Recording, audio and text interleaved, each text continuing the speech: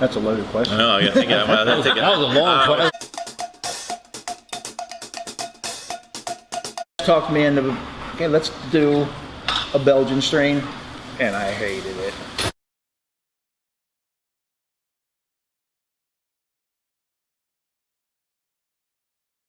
Well, always first, I love beer, love to drink beer, love to drink multiple types of beer. Thought it might be cool to make my own beer to see what I can do. Started getting pretty good at it. Started investing a lot of money into it.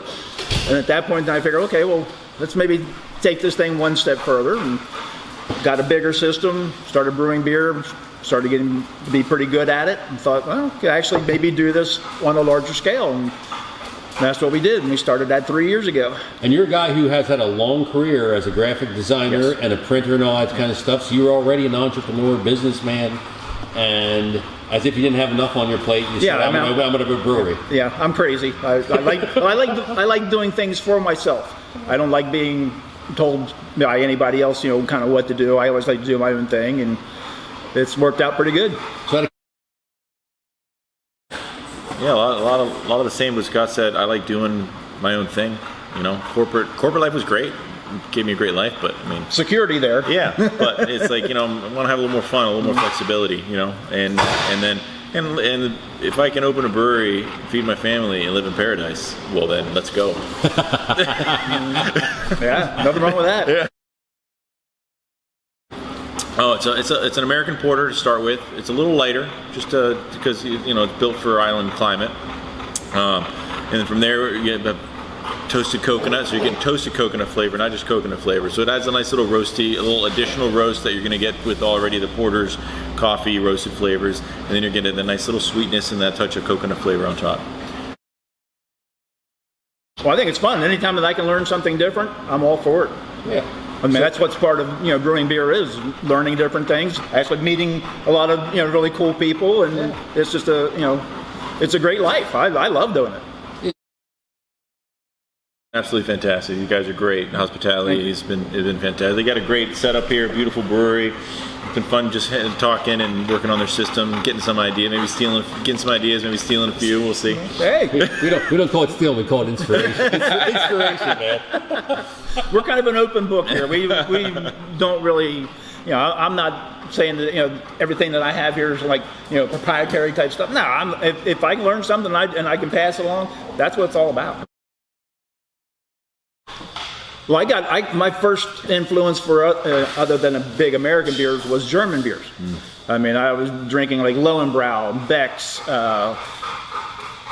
I'm trying to think of the other ones, but they were like the main one. Then Heineken came over. The whole Heineken thing was great at first, but then now you can't really get a decent Heineken anywhere, so it's kind of like eh. But my big inspiration, especially craft beer, is from Jim Koch. Samuel Adams, that whole thing. That's phenomenal what that guy did. Absolutely. And agreed. I love their beers. They are the ones that probably inspired me more than anything else to do this. Well, I've always been a fan of drinking beer, and then we got a commonality here. Yeah. One brewery that really kind of spoke to me was Stone, and this was back in 08.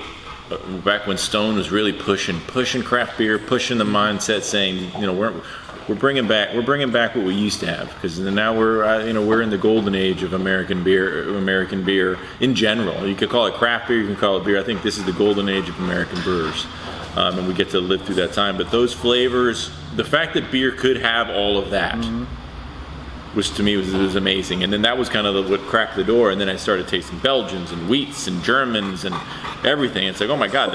It's like I look at it like people say I don't like beer. It's like you just haven't had the right beer, because there's a beer for everybody on earth. Well, I love the Keys, and I've grown to love it more and more the older I've gotten. It's such a unique place, and it's such a blessing to be born there, because it's a very, very few that are, and to grow up there and have the deep understanding for the island that I have. So, and then beer is such a way to communicate. It helps people gather. It helps people share a good time. So I'm able to use beer as a way to kind of express how much I love the Keys and I love everything about it. So you come to the Key West, it's like this is made here. This is inspired by the smells, the tastes, the sounds, all of it. This is kind of the Keys in a glass. It's a key. Here it is. It's all in there, and that's kind of what drives me the most. I mean, this is a fairly laid back area. Yeah, like I say, the brewery here, we have the people, the range of people, the types of people that come in here is, the whole gamut. I mean, we're talking about, we got people that come in that are, 21 years old, just exploring the whole, craft beer process and everything. And then we have people that come through that are 75, 80 years old. And it's cool to see those guys sitting at the bar alongside of the younger people, drinking the same beer and then talking about what they're experiencing and everything.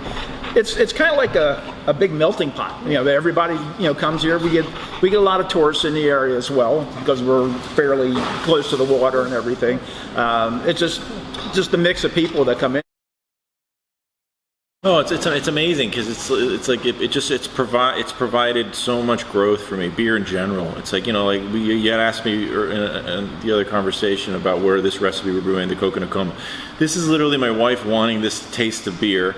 I did some research, I built a recipe, I brewed it at home, we drank it, we had a great time. And over the years, this beer has taken me many, many places. Just this concept. I wouldn't be sitting here if it wasn't for that concept. I wouldn't be able to share a pint with you and get to see your place of business and get to see this area of the country. Yeah. So it just continues to provide for me, and it's freaking cool. We're building a gathering place, somewhere we can share craft beer, share a pint, share a conversation, share a story, meet people from places that you may never even go to.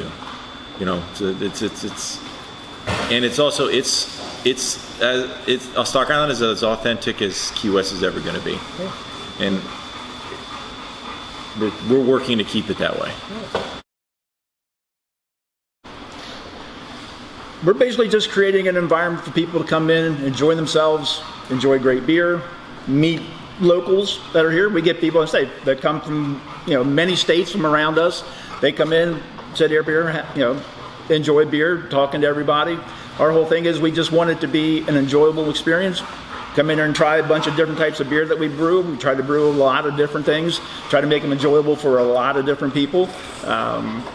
Just come in here and enjoy it. So you got two guys, two breweries, you're 1,300 miles apart from very different worlds, and you're both trying to do the same thing. Yeah. That's what I'm hearing.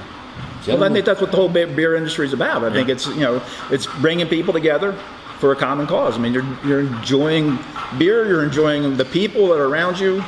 That's what it's all about. Yeah. So as the disembodied voice off camera, everybody come join us on October 16th at Pour Up the Shore. You got a bunch of people like Scott and George here who just love brewing beer, want to give you a good experience. And come on out and taste their creativity and help raise some money for the local volunteer fire department. Hope to see you then. George, thanks for coming up. Scott, thanks for having thanks for hosting us. Yeah. Let's go finish brewing this beer, man. Absolutely. Let's go.